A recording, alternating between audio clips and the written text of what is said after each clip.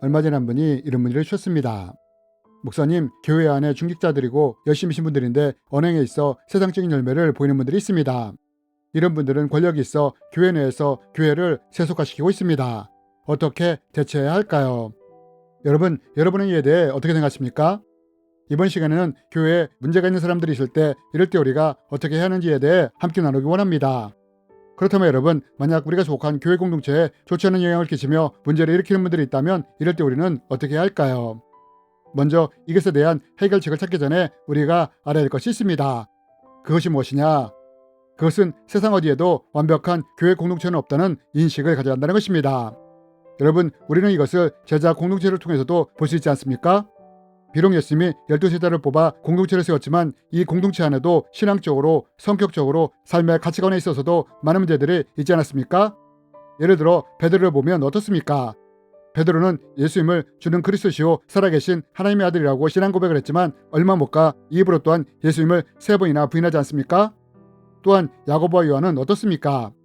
예수님이 제자들과 함께 사마리아 마을을 거쳐 예루살렘으로 가려고 할 때 사마리아 사람들이 이것에 대해 반대를 하자 야고보와 요한이 어떻게 합니까? 자신들을 반대한다고 예수님께 저들에게 불을 내려 없애달라고 하지 않습니까? 우리는 이것을 통해 야고보와 요한의 성격이 다 혈질적이며 자기를 반대하는 사람에 대해 적대적인 태도를 가지고 있는 것을 볼 수 있지 않습니까? 그럼 빌립과 같은 경우는 어떻습니까? 성경에서 보면 빌립이 계산적이며 현실적인 사람으로 나타나는 것을 볼 수 있지 않습니까? 그러면 도마는 어떻습니까?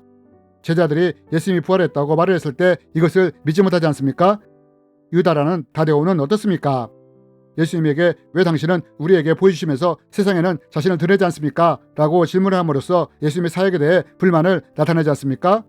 가룟 유다 같은 경우는 예수님을 은30에 팔아먹지 않습니까? 여러분, 이것이 바로 예수님이 뽑아 세운 12제자 공동체의 모습이었습니다. 그러므로 여러분, 만약 내가 속한 공동체에서 마음에 들지 않는 모습이 나타날 때, 문제가 있다고 느껴질 때 우리가 이때 가져야 할 태도와 자세가 무엇이냐?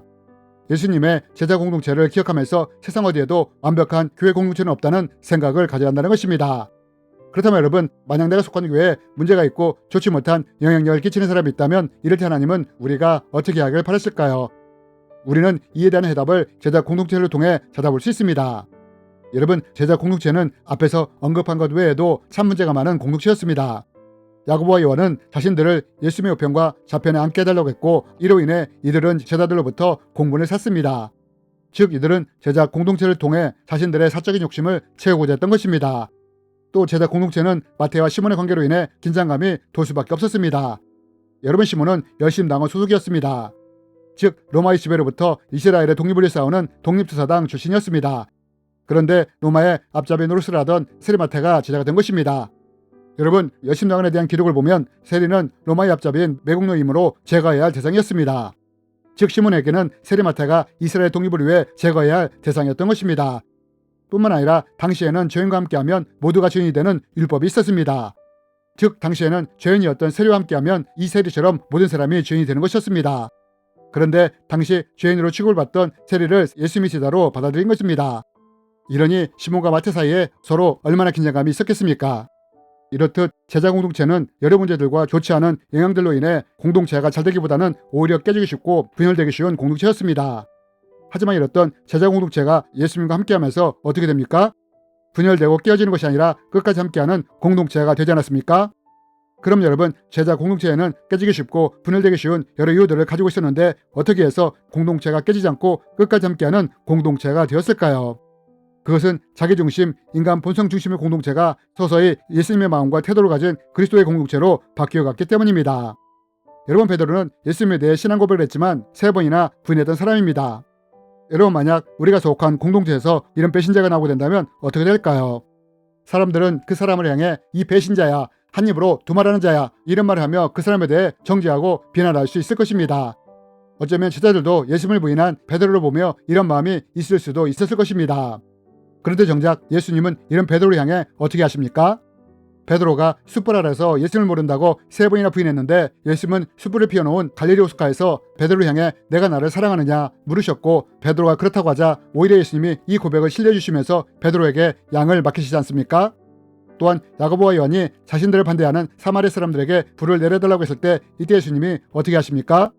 반대파를 향해 처단해달라는 야고보와 요한을 책망하시면서 오히려 자기를 반대하는 사람들을 품어주시지 않습니까? 또 가룟유다의 경우는 어떻습니까?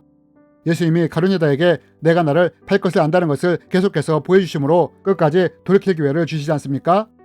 여러분, 왜 탈도 많고 문제가 많았던 제자 공동체가 무너지지 않고 끝까지 굳건히 설 수 있었느냐?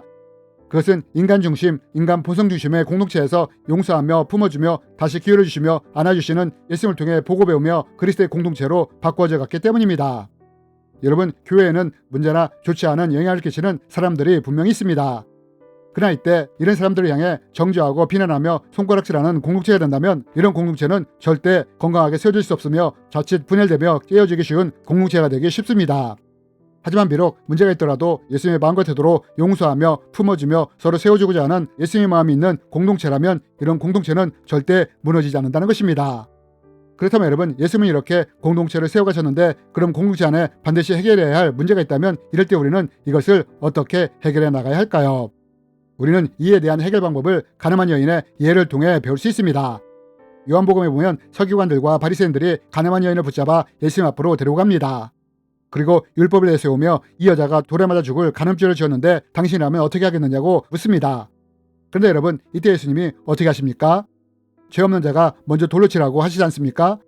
그러자 성경은 나이 많은 사람들로부터 젊은 사람들까지 모두 그 자리를 떠났다고 하지 않습니까? 여러분, 우리가 여기서 배워야 할 중요한 문제 해결의 방법이 있습니다. 그것이 무엇이냐? 그것은 누군가 잘못했을 때 법이나 원칙을 들이대며 네가 이렇게 잘못했으니까 벌을 받아야 돼 라는 식으로 문제를 해결해서는 안 된다는 것입니다. 그러면 이럴 때 우리 믿는 자들은 어떻게 해야 하느냐? 여러분, 예수님이 사람들에게 죄 없는 자가 먼저 돌로 치라 라고 말씀하셨을 때 사람들이 하나둘 떠나가게 되었고 나중에는 여인과 예수님만 남게 되었습니다. 그러자 이때야 비로소 예수님은 이렇게 말씀을 하셨습니다. 나도 너를 정죄하지 아니하노니 다시는 죄를 범하지 말라 라고 말씀을 하셨습니다.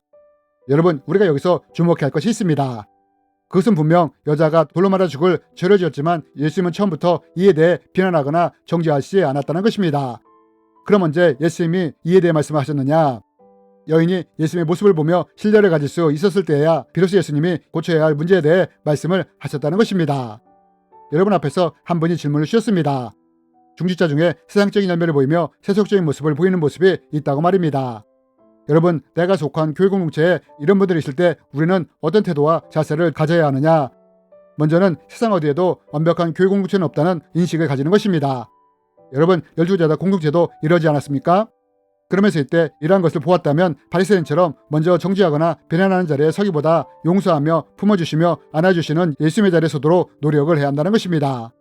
그리고 나서 이런 과정을 통해 서로 신뢰감이 생기게 되었을 때 이때 이분에게 하고자 하는 것에 대해 말을 할 수 있는 것입니다.